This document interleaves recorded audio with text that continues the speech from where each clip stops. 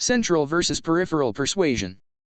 The elaboration likelihood model, ELM, explains how people are persuaded, and it centers on two main routes, central and peripheral. Here's a clear breakdown of their differences. Central route persuasion. Characteristics. This route involves high-level cognitive processing. People carefully analyze the content of a message, evaluating the strength and quality of the arguments. It requires motivation and ability to process information. Attitude changes are more likely to be lasting and resistant to counter-arguments. When it's used. When the issue is personally relevant. When the individual has a high need for cognition, enjoys thinking deeply.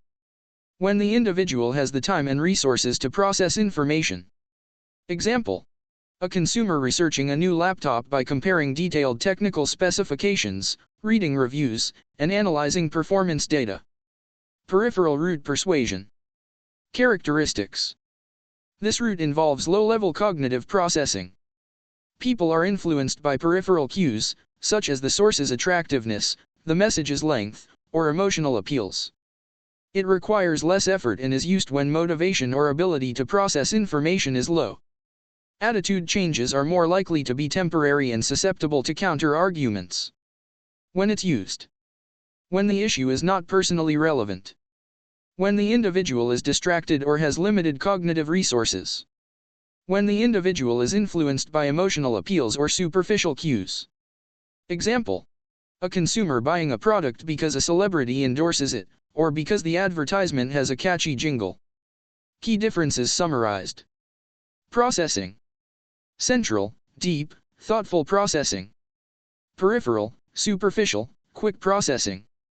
Focus. Central, message content, arguments.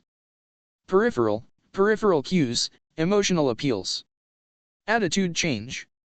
Central, lasting, resistant. Peripheral, temporary, susceptible. Motivation/ability. Central, high motivation and ability. Peripheral, low motivation and ability. In essence, the central route is for those who are engaged and thinking critically, while the peripheral route is for those who are making quick, less involved decisions.